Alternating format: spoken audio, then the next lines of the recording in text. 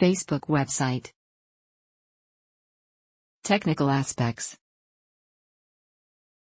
The website's primary color is blue as Zuckerberg is red-green colorblind, a realization that occurred after a test undertaken around 2007. He explained in 2010, "Blue is the richest color for me, I can see all of blue." Facebook is built in PHP, which is compiled with hip-hop for PHP, a source code transformer built by Facebook engineers that turns PHP into C++. The deployment of hip-hop reportedly reduced average CPU consumption on Facebook servers by 50%. Facebook is developed as one monolithic application. According to an interview in 2012 with Chuck Rossi, a build engineer at Facebook, Facebook compiles into a 1.5 GB binary blob which is then distributed to the servers using a custom BitTorrent-based release system. Rossi stated that it takes about 15 minutes to build and 15 minutes to release to the servers. The build and release process has zero downtime and new changes to Facebook are rolled out daily. Facebook uses a combination platform based on Base to store data across distributed machines. Using a tailing architecture, new events are stored in log files, and the logs are tailed. The system rolls these events up and writes them into storage. The user interface then pulls the data out and displays it to users. Facebook handles requests as AJAX behavior. These requests are written to a log file using Scribe, developed by Facebook. Data is read from these log files using TIL, an internally built tool to aggregate data from multiple Scribe stores. It tails the log files and pulls data out, thus the name. TIL data are separated out into 3 streams so they can eventually be sent to their own clusters in different data centers: plugin impression, newsfeed impressions, actions, plugin plus newsfeed. Puma is used to manage periods of high data flow, input/output or I/O. Data is processed in batches to lessen the number of times needed to read and write under high demand periods. A hot article will generate a lot of impressions and newsfeed impressions, which will cause huge data skews. Batches are taken every 1.5 seconds, limited by memory used when creating a hash table. After this, data is output in PHP format, compiled with hip-hop for PHP.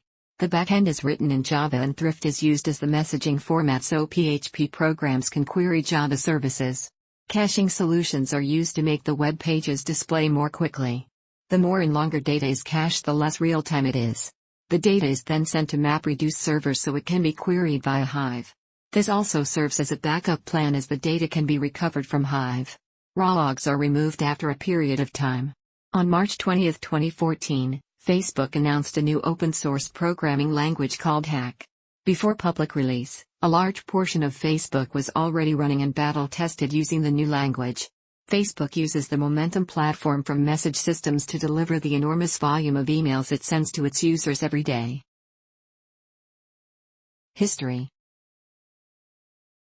On July 20, 2008, Facebook introduced Facebook Beta, a significant redesign of its user interface on selected networks. The mini-feed and wall were consolidated, profiles were separated into tabbed sections, and an effort was made to create a cleaner look. After initially giving users a choice to switch, Facebook began migrating all users to the new version starting in September 2008. On December 11, 2008, it was announced that Facebook was testing a simpler sign-up process. User profile/personal timeline. Each registered user on Facebook gets their own personal profile that shows their posts and content. The format of individual user pages was revamped in September 2011 and became known as Timeline, a chronological feed of a user's stories, including status updates, photos, interactions with apps, and events. The new layout also let users add a cover photo, a large header image at the top of the timeline. Along with the new layout, users were also given more privacy settings to control the content on the timeline. In 2007, Facebook launched Facebook pages for brands and celebrities to interact with their fan base, with more 100,000 pages launched in November. In June 2009, Facebook introduced a usernames feature, allowing users to choose a unique nickname used in the URL for their personal profile, for easier sharing. In February 2014, Facebook expanded the options for a user's gender setting, adding a custom input field that allows users to choose from a wide range of gender identities. Users can also set which set of gender-specific pronouns should be used in reference to them throughout the site. In May 2014, Facebook introduced a feature to allow users to ask for information not disclosed by other users on their profiles. If a user does not provide key information, such as location, hometown, or relationship status, other users can use a new Ask button to send a message asking about that item to the user in a single click. Newsfeed. On September 6, 2006, Newsfeed was announced, which appears on every user's homepage and highlights information including profile changes, upcoming events, and birthdays of the user's friends. This enabled spammers and other users to manipulate these features by creating illegitimate events or posting fake birthdays to attract attention to their profile or cause. Initially, the newsfeed caused dissatisfaction among Facebook users. Some complained it was too cluttered and full of undesired information. Others were concerned that it made it too easy for others to track individual activities, such as relationship status changes, events, and conversations with other users. In response, Zuckerberg issued an apology for the site's failure to include appropriate customizable privacy features. Since then, users have been able to control what types of information are shared automatically with friends. Users are now able to prevent user-set categories of friends from seeing updates about certain types of activities, including profile changes, wall posts, and newly added friends. On February 23, 2010,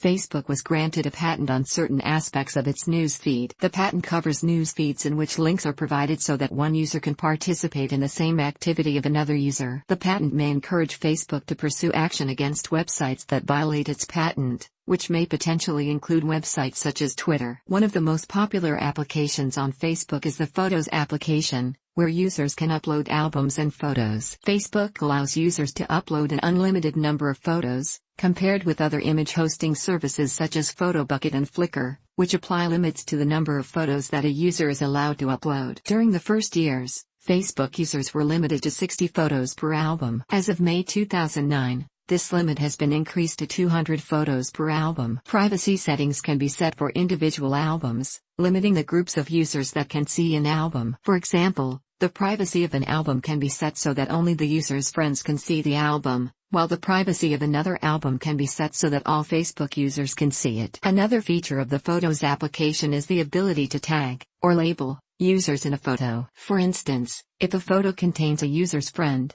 then the user can tag the friend in the photo. This sends a notification to the friend that she has been tagged, and provides a link to see the photo. On June 7, 2012, Facebook launched its App Center to its users. It will help the users in finding games and other applications with ease. Since the launch of the App Center, Facebook has seen 150 monthly users with 2.4 times the installation of apps. The sorting and display of stories in a user's news feed is governed by the EdgeRank algorithm. On May 13, 2015, Facebook, in association with major news portals, launched a program Instant Articles to provide rich news experience. Instant Articles provides users access to articles on Facebook news feed without leaving the site. According to the technology news website Gizmodo, on May 9, 2016, Facebook curators routinely suppress or promote news that is deemed to meet a political agenda. For example, articles about Black Lives Matter would be listed even if they did not meet the trending criteria of news feed. Likewise, positive news about conservative political figures were regularly excised from Facebook pages. In January 2017,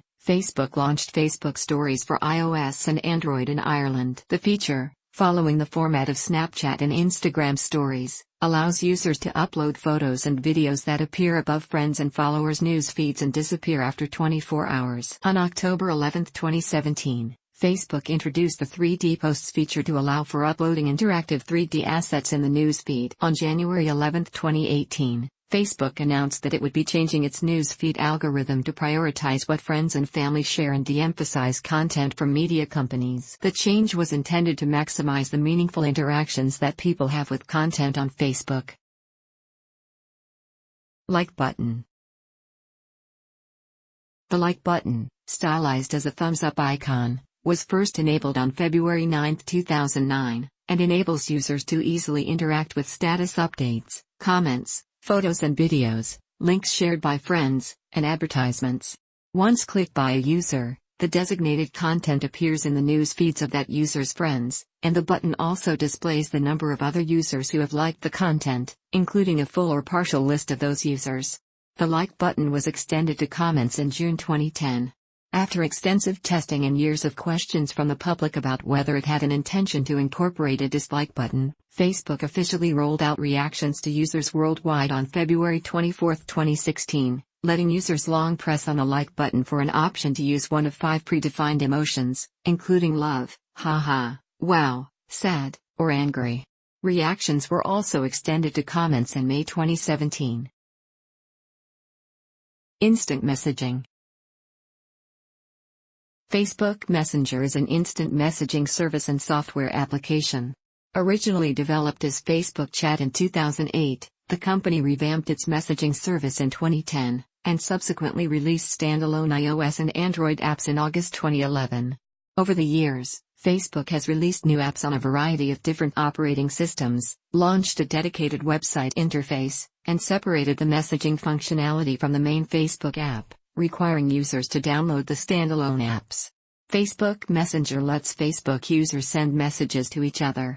Complementing regular conversations, Messenger lets users make voice calls and video calls both in one-to-one interactions and in group conversations. Its Android app has integrated support for SMS and chat heads, which are round profile photo icons appearing on screen regardless of what app is open, while both apps support multiple accounts, conversations with optional end-to-end encryption, and playing instant games, which are select games built into Messenger. Some features, including sending money and requesting transportation, are limited to the United States. In 2017, Facebook has added Messenger Day, a feature that lets users share photos and videos in a story format with all their friends with the content disappearing after 24 hours. Reactions, which lets users tap and hold a message to add a reaction through an emoji, and Mentions, which lets users in group conversations type it to give a particular user a notification. In March 2015, Facebook announced that it would start letting businesses and users interact through Messenger with features such as tracking purchases and receiving notifications, and interacting with customer service representatives. It also announced that third-party developers could integrate their apps into Messenger, letting users enter an app while inside Messenger and optionally share details from the app into a chat. In April 2016, it introduced an API for developers to build chatbots into Messenger, for uses such as news publishers building bots to give users news through the service, and in April 2017, it enabled the Virtual Assistant for users in the US, which scans chats for keywords and suggests relevant actions, such as its payments system for users mentioning money. Additionally, Facebook expanded the use of bots, incorporating group chatbots into Messenger as chat extensions, adding a discovery tab for finding bots, and enabling special, branded QR codes that, when scanned, take the user to a specific bot. Following. On September 14, 2011, Facebook added the ability for users to provide a subscribe button on their page, which allows users to subscribe to public postings by the user without needing to add him or her as a friend. In conjunction, Facebook also introduced a system in February 2012 to verify the identity of certain accounts. In December 2012, Facebook announced that because of user confusion surrounding its function, the subscribe button would be relabeled as a follow button, making it more similar to other social networks with similar functions. Comparison with MySpace. The media often compares Facebook to MySpace, but one significant difference between the two websites is the level of customization. Another difference is Facebook's requirement that users give their true identity, a demand that MySpace does not make. MySpace allows users to decorate their profiles using HTML and cascading style sheets, CSS, while Facebook allows only plain text. Facebook has a number of features with which users may interact. They include the wall, a space on every user's profile page that allows friends to post messages for the user to see, pokes, which allows users to send a virtual poke to each other, a notification then tells a user that he or she has been poked, photos, that allows users to upload albums and photos, and status, which allows users to inform their friends of their whereabouts and actions. Facebook also allows users to tag various people in photographs. Depending on privacy settings, anyone who can see a user's profile can also view that user's wall. In July 2007, Facebook began allowing users to post attachments to the wall, whereas the wall was previously limited to textual content only. Facebook also differs from MySpace in the form of advertising used. Facebook uses advertising in the form of banner ads, referral marketing, and games. MySpace, on the other hand, uses Google and AdSense. There is also a difference in the user base of each site.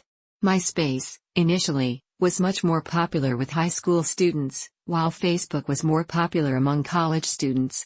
A study by the American firm Nielsen Claritas showed that Facebook users are more inclined to use other professional networking sites, such as LinkedIn, than MySpace users.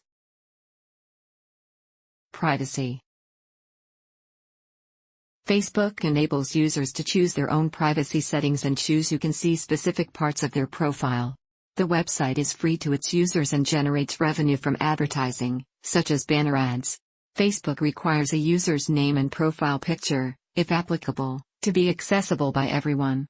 Users can control who sees other information they have shared, as well as who can find them in searches, through their privacy settings. On November 6, 2007, Facebook launched Facebook Beacon, which was a part of Facebook's advertisement system until it was discontinued in 2009. Its purpose was to allow targeted advertisements and allowing users to share their activities with their friends. In 2010, Facebook's security team began expanding its efforts to reduce the risks to users' privacy, but privacy concerns remain. Since 2010, the U.S. National Security Agency has been taking publicly posted profile information from Facebook, among other social media services, user profiles to discover who they interact with. On November 29, 2011, Facebook settled Federal Trade Commission charges that it deceived consumers by failing to keep privacy promises. In August 2013, High Tech Bridge published a study showing that links included in Facebook messaging service messages were being accessed by Facebook. In January 2014, two users filed a lawsuit against Facebook alleging that their privacy had been violated by this practice. In April 2018, in the wake of the Cambridge Analytica data breach scandal, and refuting a report to the contrary by Reuters, Mark Zuckerberg announced that Facebook would implement additional privacy controls and settings worldwide. These settings were originally intended for deployment in Europe in order to comply with the European Union's General Data Protection Regulation, GDPR, which took effect in May. In the lead-up to its implementation, Facebook also changed its terms of service and privacy policy to specify that users within the European Union are served by Facebook Ireland, Limited, while users outside of the EU are served by Facebook Incorporated, which is subject to U.S. jurisdiction. Previously, all users outside of Canada and the United States were served by Facebook Ireland, Limited, which would make an additional 1.5 billion users subject to EU law in their use of Facebook than legally needed. In the aftermath of the breach, Facebook withdrew its opposition to the California Consumer Privacy Act. Facebook, Google, Comcast, AT&T, and Verizon had previously donated $200,000 each to a $1 million fund dedicated to opposing of the ballot measure. The Committee to Protect California Jobs, which opposed the ballot question and is sponsored by the California Chamber of Commerce, told Ars Technica that Facebook has not dropped its opposition to the measure. According to the committee, Facebook simply formally dropped their participation in the No campaign. On September 28, 2018, Facebook saw a drop in its share price by 3% due to a major breach in its security, exposing the data of 50 million users. The data breach started July 2017, created by a change to a Facebook video uploading feature, but wasn't discovered until September 16, 2018. The attackers are said to have exploited a vulnerability in the View as Profile feature to gain illegal access to users' accounts. Facebook said that users affected by the exploit would be notified and logged out of their accounts. In October 2018, a Texas woman sued Facebook, claiming she had been recruited into the sex trade at the age of 15 by a man who friended her on the social media network. Facebook responded that it works both internally and externally to ban sex traffickers. Facebook Bug Bounty Program. On July 29, 2011, Facebook announced its Bug Bounty Program, in which security researchers will be paid a minimum of $500 for reporting security holes on Facebook's website. Facebook's White Hat page for security researchers says, "If you give us a reasonable time to respond to your report before making any information public and make a good faith effort to avoid privacy violations, destruction of data, and interruption or degradation of our service during your research, we will not bring any lawsuit against you or ask law enforcement to investigate you." Facebook started paying researchers who find and report security bugs by issuing them custom-branded white hat debit cards that can be reloaded with funds each time the researchers discover new flaws. Researchers who find bugs and security improvements are rare, and we value them and have to find ways to reward them, Ryan McGeehan, former manager of Facebook's security response team, told CNET in an interview. Having this exclusive black card is another way to recognize them. They can show up at a conference and show this card and say, "I did special work for Facebook." India, which has the second largest number of bug hunters in the world, tops the Facebook bug bounty program with the largest number of valid bugs. Researchers in Russia earned the highest amount per the report in 2013, receiving an average of $3,961 for 38 bugs. India contributed the largest number of valid bugs at 136, with an average reward of $1,353. The US reported 92 issues and averaged $2,272 in rewards. Brazil and the UK were third and fourth by volume, with 53 bugs and 40 bugs, respectively, and average rewards of $3,792 and $2,950, Facebook quoted in a post.